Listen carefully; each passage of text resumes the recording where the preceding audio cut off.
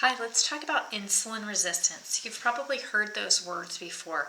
The words insulin resistance, syndrome X, pre-diabetic, they're all interchangeable. And what they mean is that you are just not as efficient at breaking down carbohydrate or foods that spike your blood sugar and reducing your blood sugar levels as you used to be. So think of insulin resistance as you have an old lock and a key.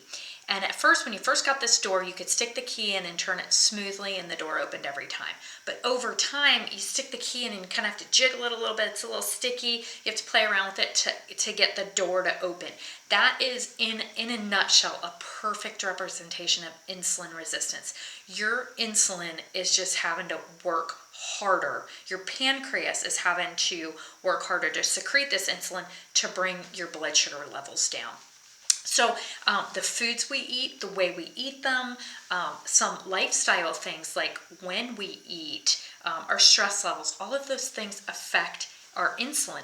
And ironically enough, if you're a female and you're heading towards menopause, and when I say that, I mean like late 30s, 40s, and it gets worse the closer you get to menopause and after you make the transition.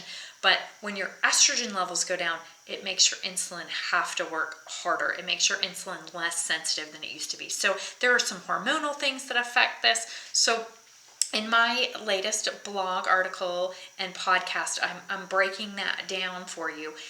So you might want to check those out. Or if you're in my Q&A group, I have a free Q&A group. It's Hormone Balance Q&A on Facebook under the Thrive Chiropractic and Functional Health page.